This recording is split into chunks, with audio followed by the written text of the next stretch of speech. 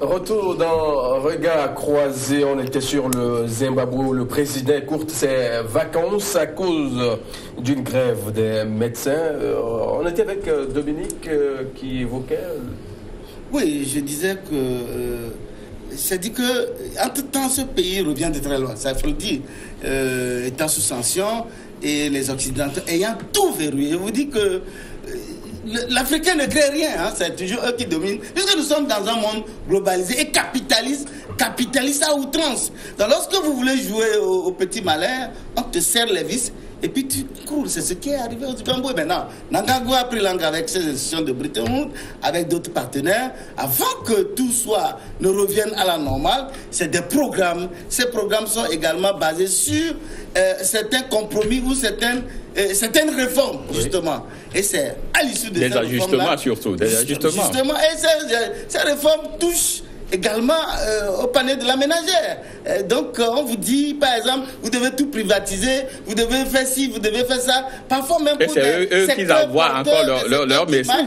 On vous dit non, il faut privatiser et c'est les mêmes réseaux et les multinationales qui viennent encore reprendre. Donc aujourd'hui voilà les difficultés, que ce n'est pas évident qu'avec une baguette magique Mnangagwa puisse avoir les moyens pour résoudre tous les problèmes de la Zimbabwe. Il doit vraiment, même en 5 ans, je ne suis pas sûr qu'en 5 ans il peut vraiment faire... Donc ça finalement ça n'a servi à rien. Non, même si Dieu descendait dans l'environnement mondial que nous sommes, il ne peut pas faire grand chose parce que tout a été verrouillé. Tout a été cassé, c'est maintenant qu'il faut reconstruire. Alors, la reconstruction prend du temps, c'est pourquoi je dis par exemple, le FMI ne va jamais dire bon, je vous envoie 200 milliards de francs CFA, cadeau comme ça. D'abord, il faut faire des ajustements. Et il faut rester dans un programme. Et c'est à l'issue de cela qu'elle avance un peu la Banque mondiale, puis l'Union européenne, et puis tout. Ce beau monde-là va commencer par apporter... Justement, ce que moi je voulais dire, c'est que le fait donc d'ouvrir le pays aux Occidentaux ne va pas régler le problème tout de suite. C'est pourquoi je dis il voulait quand même observer une cassure avec le régime de Mugabe, mais il ne va pas quand même tout de suite s'élever. Vous voyez, aujourd'hui, je crois que les Occidentaux veulent véritablement l'asphyxier. Et là, dès qu'il sera au bout du rouleau, on va lui proposer maintenant des réformes, des ajustements structurels, et il sera obligé de l'accepter. Et en l'acceptant, il signe déjà le pacte avec le diable. Et vous verrez que c'est eux qui viendront commander, c'est eux qui viendront maintenant dicter l'économie du pays. Et là, le fait... C'est des mesures impopulaires. Et vraiment, le panier de la ménagère prend un coup. On peut même dire de réduire le salaire. Des mesures totalement impopulaires. Hein, vraiment. Nous souhaitons dire quelque chose avant. Non, vous savez, nous les Africains, tout ce qui nous manque, c'est d'imagination. Il nous manque toujours d'imagination et même au 21e siècle, nous manquons toujours d'imagination et d'initiative. C'est pourquoi nous restons toujours à la sorte, à la merci de la communauté internationale, ou du moins des Occidentaux, parce que nous ne prenons pas notre destin en main. Oui, nous avons été et nous demeurons sous leur conduite, etc. Mais voilà justement. Mais cela ne nous empêche pas d'avoir de l'imagination, de poser les réelles réflexions, trouver les solutions justes qui nous permettent également de nous affirmer. Vous savez, on peut beau vous entretenir dans un système, mais vous pouvez bien vous en sortir de ce système, même s'il n'est pas profilé par vous. Il y a des exemples. Prenez la Chine, prenez l'Inde, prenez le pays là, asiatique. Là, il y a de ces petits pays-là, aujourd'hui, qui émergent, etc. Bon, nous les Africains, je crois que c'est tel que je l'ai dit, le culte de la personnalité, le culte de l'appartenance politique, le fait que le roi, c'est lui le tout-puissant et toutes les richesses sont concentrées. Et c'est à lui qu'il faut faire allégeance avant de pouvoir s'épanouir, etc. Nous devons, il est temps de transcender ça. Non, je crois que, je vais juste placer un mot. Je crois que M. Nkoudou vient de toucher un point important. Vous savez, lorsque vous êtes êtes nommé, il faudrait quand même que vous preniez également d'initiatives, que ça vienne de vous. Malheureusement, dans nos pays africains, et nous le savons beaucoup souvent au Togo, c'est que certains ministres n'agissent que sur l'instruction du chef de l'État. Or, lorsque vous êtes nommé, vous devez également venir avec quand même un bagatelle donc d'intelligence et toute une panoplie donc de techniciens, ne serait-ce que pour impulser quelque chose. Mais si vous faites tout parce que c'est le chef qui l'a dit, oui, je crois que oui, mais si vous permettez, moi, ce n'est pas pour faire, ce n'est pas pour faire des éloges à qui que ce soit, mais quand même, il faut reconnaître que bon, s'il faut prendre l'exemple de notre pays, il y en a quand même qui ont quelque chose là où lorsqu'ils occupent des postes de responsabilité, ils apportent quand même un plus. Sauf que ils sont trop, le nombre est tellement réduit. Hein, il y en a quand vous prenez un peu, par exemple, l'ex-directrice des impôts, quand vous prenez l'actuel président de l'université de Lomé, et quand vous prenez, par exemple, donc, mais c'est très petit. Le nombre est très petit pour des gens qui peuvent apporter quelque chose.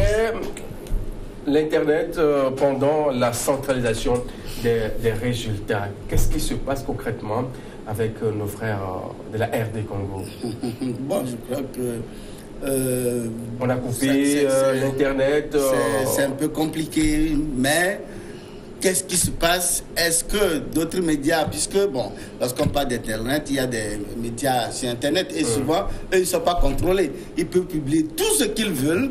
Bon, est-ce que c'est pour préserver la cohésion du pays et éviter que le pays s'enflamme? Puisque tu t'es dit que c'est la CENI seule qui doit proclamer les résultats. Mais il n'est pas exclu que des réseaux sociaux publient des résultats et que ce soit des résultats orientés ou désorientés qui peuvent créer une situation. Mais je me dis que le gouvernement aurait pu prendre certaines dispositions pour éviter vraiment que l'Internet soit coupé. Parce que quand l'Internet est coupé, oui, d'abord Internet, puis RFI. Donc on a même retiré l'accréditation aux correspondants de RFI. Bon, qu'est-ce qu'on l'accuse de quoi? Qu'il aurait déjà publié certains résultats. Or, la direction dit non, qu'ils n'ont jamais diffusé une quelconque publication sur les médias. Maintenant, la correspondance n'a pas été professionnelle ou comment? Bon, c'est ce qu'ils disent, puisqu'en fait, ils ont systématiquement demandé à tous les correspondants et tous les médias de s'abstenir de publier, de rendre public les résultats. Maintenant, ils accusent le correspondant de RFI, mais la direction demande, puisqu'il a publié ces résultats où? Ça doit être sur RFI. Bon, si la direction dit non, nous n'avons jamais connu de ces résultats ou rendu public des résultats dont normalement peut-être soit il y a une incompréhension, soit il y a d'autres problèmes sous-jacents, donc vraiment que nous ne maîtrisons pas. Donc je crois que le gouvernement doit, même le parti au pouvoir, ou le porte-parole du parti au pouvoir, la convergence de Kabila, oui. Non, de Kabila a dit non, qu'il souhaite que Internet soit rétabli. Donc, ça veut dire que c'est un problème national et que ça pénalise tout le monde, y compris eux-mêmes, puisque les résultats, leurs correspondants à l'intérieur du pays doivent leur transmettre, doivent leur envoyer les résultats également. Tout est bloqué sans Internet. Donc je crois que ça pénalise tout le peuple et que le gouvernement doit vraiment... Non, vous savez, ça, je crois qu'il faudrait pas qu'on passe par des contorsions, par des raccourcis pour ne pas expliquer cela. Vous savez, dans des pays que moi j'appelle souvent la démocrature, c'est-à-dire ou des pays où on retrouve des traces de démocratie dans la dictature, c'est le même phénomène que nous observons. Vous savez, ça a été fait au Togo. L'Internet a été coupé. En quelle année? Et après, je vous dis, l'Internet a été coupé récemment au Togo. Quand? En quelle élection? Je vous dis, je vous dis, le correspondant. On a eu ces problèmes. On a eu ces problèmes récemment avec les réseaux sociaux.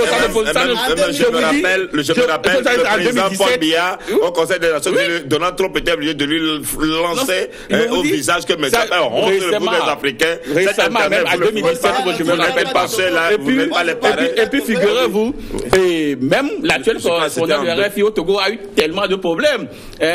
Récemment avec donc ça veut dire que ce qui se fait au Congo se fait au Togo. Donc ce sont des pays où lorsque ne voit personne.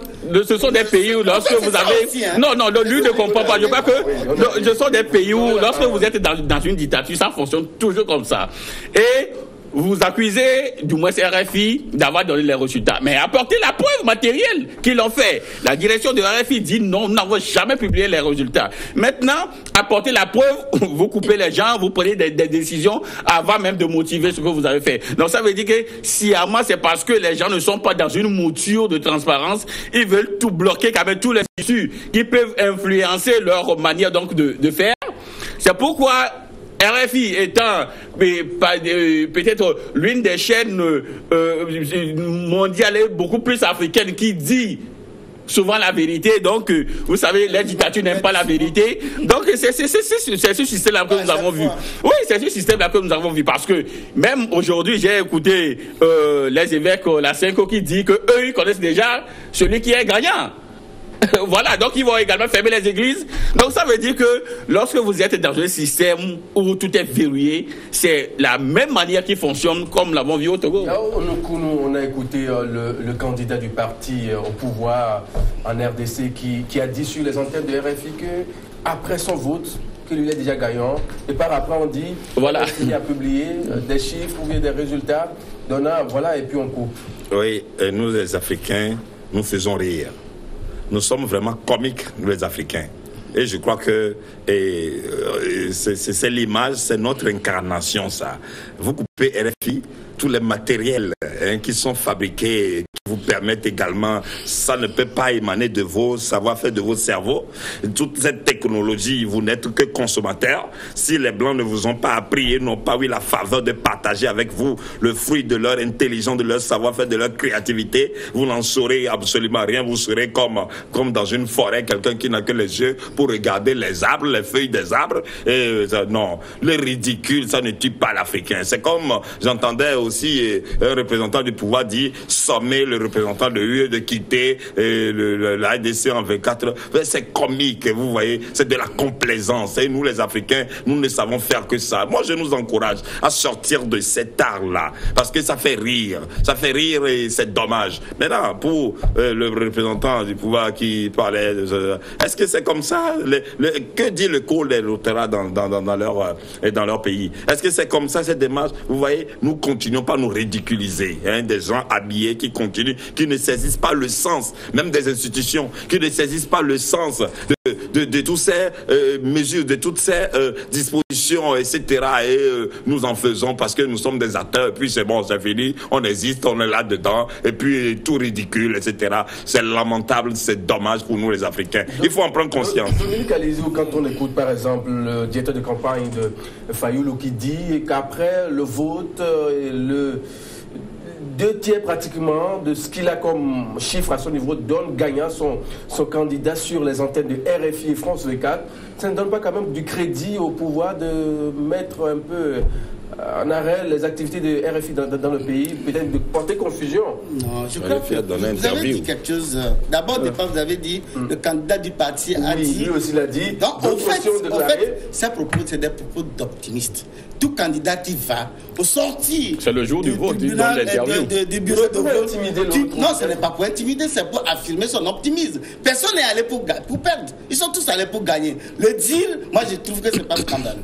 Le dire. C'est pourquoi d'ailleurs vous avez dit celui du parti au pouvoir l'a dit, le candidat du pouvoir, et après c'est le Ramalou Fayoulou, oui. Et puis même Étienne Tshisekedi également a dit que lui est confiant que c'est ce que. Donc en fait, c'est des problèmes. Maintenant, on attend l'organe chargé de publier les résultats, vous savez. Et la RD Congo n'est pas n'importe quel pays. C'est un pays en guerre, où il y a des fractions, des rébellions, armes au point, qui à tout moment peuvent mettre ce pays à feu ensemble. Et puis je voudrais même relever, lorsque les gens, vous savez, vous vous rappelez Jean-Pierre Bemba, c'est un chef rebelle qui avait ses hommes et ses armes. Est-ce qu'il a été totalement désarmé?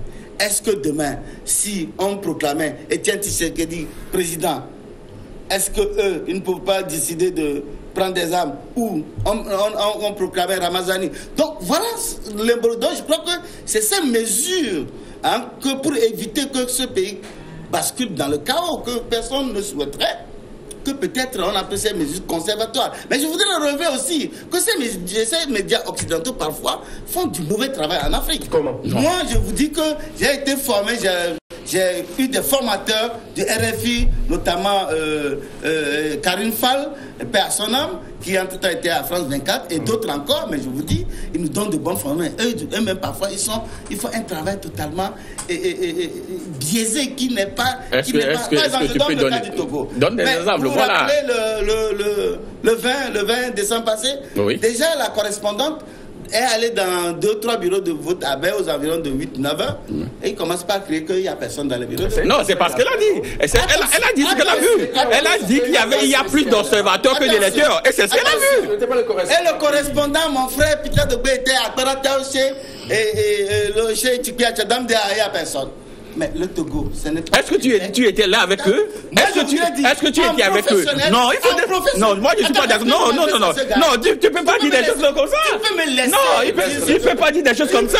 Tu dois quand même le calmer. Parce que ce qu'il dit là, tu peux me laisser terminer. Bon, vas-y, termine. Moi, ce qu'ils m'ont appris... Mais dis la vérité. Ce qu'eux m'ont appris... C'est parce que toi tu fais. Impossible de faire un travail rigoureux. Par exemple, lorsqu'il est venu, à 8h, il est allé là, il n'y a personne. Il devait à Lomé, par exemple, il doit, déjà quand tu viens, on sait que les partis ont des fiefs.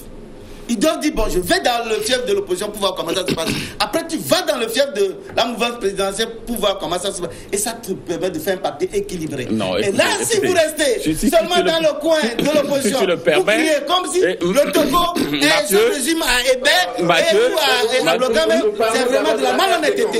Et c'est ça parfois. Oui, justement, c'est des comportements qui amènent des autorités parfois pour éviter que ces propos, parce que vous savez, là c'est la radio Mille Collines qui a mis le feu au Rwanda. Non, il n'est pas quand même seul sur le plateau, Mathieu. Non, il n'est pas seul. Il n'est pas seul. Parce que je voulais justement intervenir. Oui, si tu le permets, je vais justement intervenir sur ce qu'il dit là. Parce qu'il dit tellement des choses qui ne sont énormes. Non, ce que tu dis. D'accord. Non, merci. Non, rapidement, je vais rebondir sur ce qu'il a dit là. Parce que je vais aussi rebondir. Parce que, vous savez, moi je ne suis pas journaliste, mais je me suis rendu compte que Monsieur excellent Dominique Alizou, c'est versé, je vous en prie, c'est versé, le quatrième pouvoir. Dominique Alizou, c'est versé dans des affirmations gratuites. Et infondées, Parce que quoi? Vous savez, le journaliste, le reporter, il a sa stratégie de travail sur le terrain. Non, je vous en prie. Si il s'est doté d'un réseau où, et vous savez, aujourd'hui, il y a les médias, le WhatsApp, les vidéos, tout ça, c'est récurrent. Si il s'est doté d'un réseau où, au même moment qu'il est ici, il a placé des gens dans d'autres coins, où maintenant il compile les informations qui lui parviennent, des informations fiables, à travers des images, des vidéos, et maintenant, à la base de cela, avec ces constats qu'il a fait, il donne, maintenant, ses points de vue.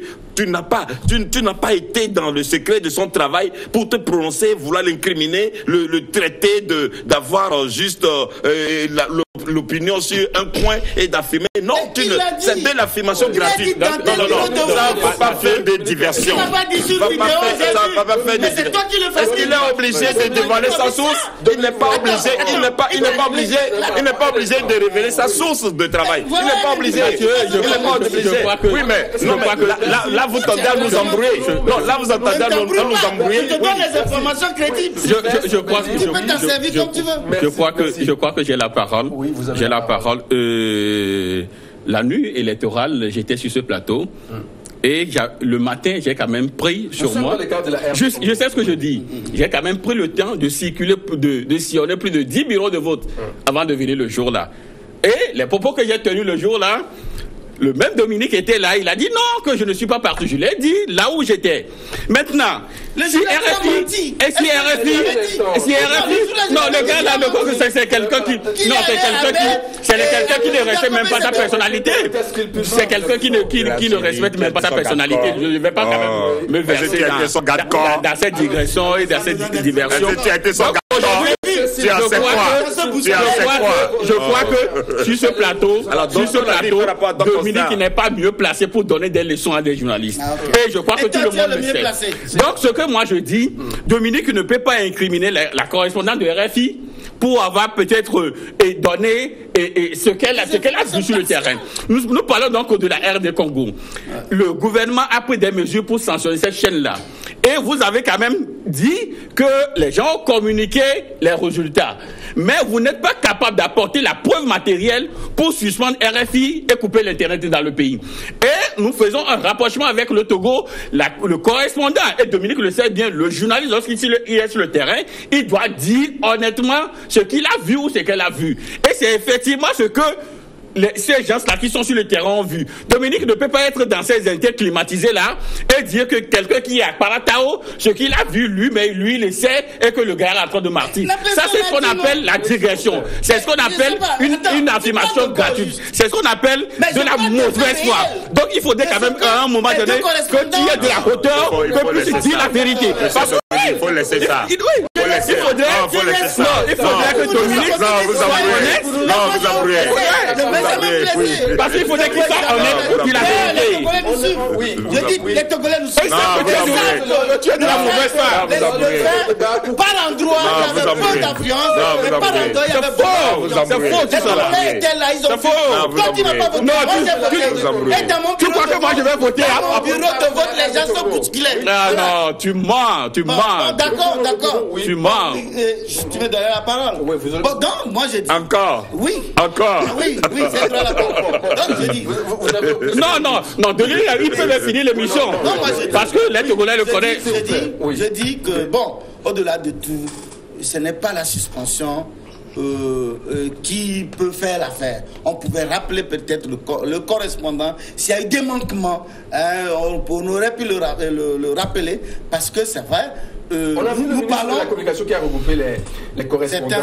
C'était correspondant. Justement, maintenant, si on leur dit restez dans le canevas tracé par votre profession pour éviter d'embraser le pays, quel intérêt RFI aura à voir la RD Congo s'embraser? Je n'en sais rien. Donc, quelque part, elle doit œuvrer. Je sais qu'elle n'a pas pour intention de détruire la RD Congo. Peut-être il peut y avoir quelques manquements. Et ça, je crois que les autorités pouvaient le rappeler à l'ordre et laisser le média continuer toujours par émettre. Parce que vous savez, que ce qui est bizarre, c'est que ça agit sur le Congo-Brazza. Parce que je ne sais pas comment la fréquence est placée là-bas. Parce que les quartiers proches, en face du fleuve Congo, ne captent plus RFI et ça agit sur eux. Donc je crois que c'est pourquoi je dis qu'il serait important que le gouvernement revoie sa copie et laisse ce média rappeler peut-être à l'ordre le journaliste s'il y a eu des manquements avérés. Vous savez, nous sommes dans des éternels amalgames. Dans des éternels amateurismes, dans des éternelles immaturités, tout simplement parce que nous sommes toujours motivés par des calculs obscurs.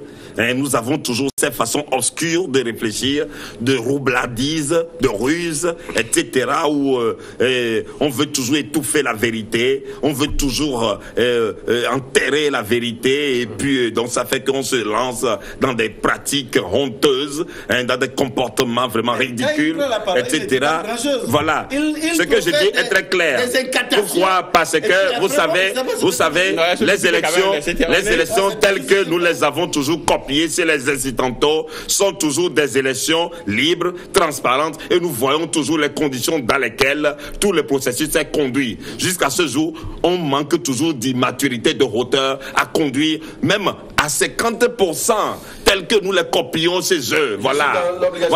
Il n'y a qu'en Afrique qu'on voit tout ça là tout le temps. On va devoir marquer une pause pour le journal, et juste après, le débat continue dans Un regard croisé ce soir. Il n'y a qu'en Afrique que vous verrez tous ces...